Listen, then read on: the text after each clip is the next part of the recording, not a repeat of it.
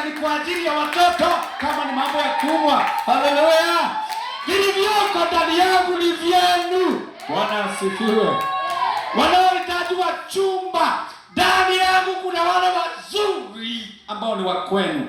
Wanawaambia vijana, jana tulipokuwa kidogo na ibada fulani ya maombi nyumbani, nikamwambia wanangu, sijui ni juzi, nikamwambia wanangu, ni vizuri unapoomba tafuta siku moja tu katika wiki unafunga. Hiyo siku sio zile tulizoratibu za kanisa. Siku yako hiyo jiombee mwenyewe. Ombea mchumba wako atakaye kuoa, hata kama wewe ni mdogo, miaka 10 inayokuja, 20, 30. Haleluya. Ombea, anza sasa hivi kumwatamia.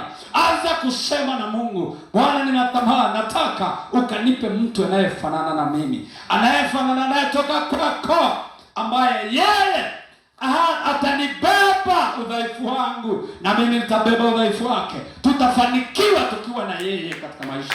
Bwana asifiwe sana. Bwana wafundisha hapa. Watu wengi wamekosea. Nimekuwa mke wangu na huduma ya ndoa. Nashukuru Mungu, huduma ya ndoa na tunaifanya pamoja. Tunaitwa masemina, wakati mwingine tunaandaa masemina, hata tutaandaa hivi karibuni. Tunakuta watu wana changamoto nyingi kwa sababu mmoja hajakaa ndani ya Yesu.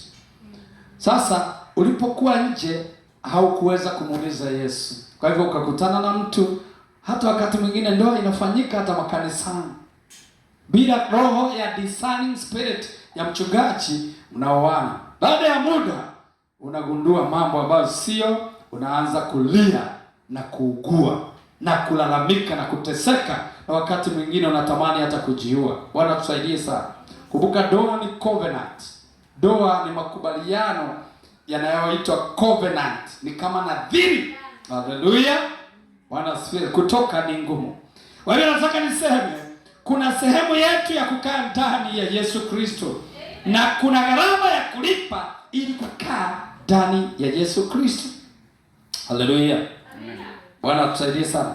Tukiwa ndani ya Yesu tunafanywa wapya. Hebu tuone katika Warumi kwa kifupi, tuone hapo katika Warumi sura ya 12. Tukiwa ndani kuna kuliniu, tunafanywa wapya. Angalia Warumi sura ya 12. Papa. Mstari wa 2.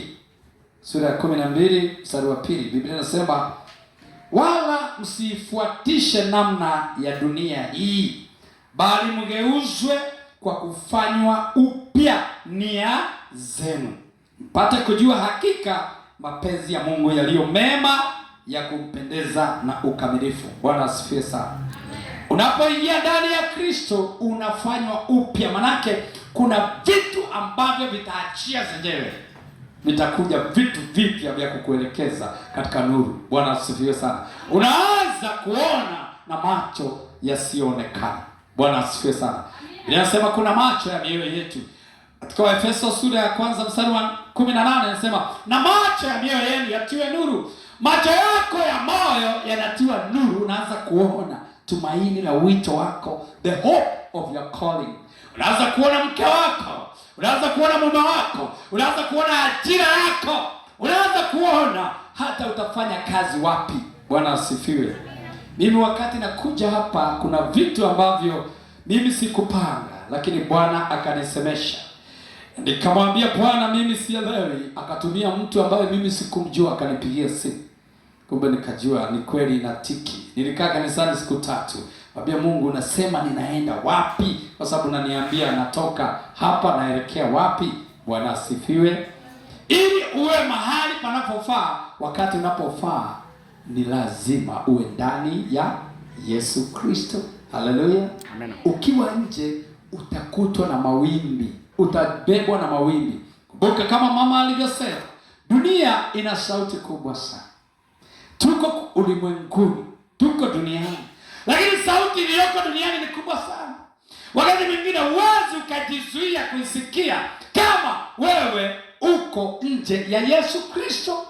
Utaisikia sana, na sio kusikia tu, itakuhimiza na kukulazimisha. Utajikuta unaondoka unaelekea mahali ambapo sipo. Bwana asifiwe sana. Kuna mama mmoja katika Biblia sitasoma, anaitwa Naomi. Biblia inasema wakiwa na mume wake kukatokea njaa katika mji wa Yuda. Wakaamua yeye na mumewe na vijana wake wawili waondoke waelekee nchi ya Moabu. Bwana asifiwe. Watoke nchi ya Mungu waende nchi ya Moabu, nchi ambayo Moabu ina sifa fulani ambazo sitataka kuzieleza sana, lakini ilikuwa na sifa ambazo haidumishi wanaume. Bwana asifiwe sana. Ilikuwa ni nchi ambayo wanaume wakiingia lazima wafe. Kwa hivyo walikuwa wajane, kulikuwa ni wajane tu, wanawake walikuwa ni wajane tupu. Wanaume akipata watoto wawili watatu anakufa. Bwana atusaidie. Yeye hakutafakari, hakuwaza, akamwambia mkewe, na twende tukimbilie nchi ile, maana kule kuna chakula, kwetu hakuna chakula. Yeye peke yake na mkewe na wanawe wawili. Bwana asifiwe. Wakaondoka wakaenda katika nchi ya Moabu. Haleluya. Kwa kuwa walikaa nje ya Mungu, wakasikia sauti ya mazingira kama tulivyoonywa. Wakatafuta sauti ya mazingira. Mazingira anasema hakuna chakula. Sisi tuna ulimi na kinywa cha kusema nitakula, nitakunywa katikati ya njaa hii na sitaondoka kwa jina la Yesu. Kwa kuwa Bwana haukuniambia niondoke hapa. Elia alisema nasimamisha mvua kwa miaka 3.5. Na yeye akaendelea kula nyama na mkate na kunywa maji. Haleluya. Mtumishi wa Mungu, wakati wengine hawamjui Mungu, wanakula mavi ya njiwa na vichwa vya punda. Haleluya. Wewe unatakiwa usimame. Naomi akaondoka na mumewe. Biblia inasema alipofika Moabu, mumewe akafariki hapo hapo. Alipofika tu nchi ile, mumewe akafa, kwa sababu ile nchi haipokei wanaume, haikai na wanaume. Ililaaniwa wakati wa Rutu. Bwana asifiwe. Wakati ule mabinti wa Rutu walipozaa na baba yake, ililaaniwa ikaitwa Moabu. Maana mtoto aliyezaliwa aliitwa Moabu. Bwana asifiwe. Ikasemekana ile ni nchi haitakuwa na wanaume wanaoishi, watakuwa na kufa baada ya muda. Kwa hiyo baada ya kukaa kidogo wakaoa. Baada ya kidogo wale vijana wawili wakafa bila mtoto. Naomi akabaki peke yake na wale wakwe zake wawili, kwa kuwa hakusikiliza sauti ya Mungu. Mungu ndio akamkumbusha na akajua kwamba kumbe nchi yetu kumepatikana chakula. Akaanza kurudi. Wakati anarudi akasema, mimi sasa msiniite Naomi. Naomi ni mbarikiwa. Mniiteni Mara. Haleluya. Maana ni uchungu. Maana mimi nina uchungu. Bwana tusaidie sana. Kwa hivyo wote walio nje ya Yesu Kristo mara nyingi hukutana na machungu. Machungu yako katika ulimwengu, lakini walio ndani ya Kristo katikati ya mawimbi wao hutoka salama. Haleluya. Wao hutoka salama wakimsifu na kumtukuza Mungu. Bwana asifiwe sana. Bwana Yesu atusaidie. Haleluya. Tumeona katika Warumi kwamba ukiwa ndani ya Kristo unafanywa upya. Manake hautakuwa vile unavyowaza ulivyo. Wakati unaweza ukawa una hofu, lakini ukiingia ndani ya Yesu, Biblia inasema usiogope. Unaanza kuona na kuwa una ujasiri. Unaanza kuona neema na baraka zako. Unaanza kufanikiwa katika biashara zako ndogo ndogo, zinaanza kuleta tija. Unaanza kubarikiwa katika uzao wa tumbo lako. Watu wako wanaanza wote kukuambia, baba, tunaomba utupeleke mahali unaposali. Mama, tupeleke kwa kuwa tunaona unabarikiwa. Mbona umefanikiwa hivi? Haleluya.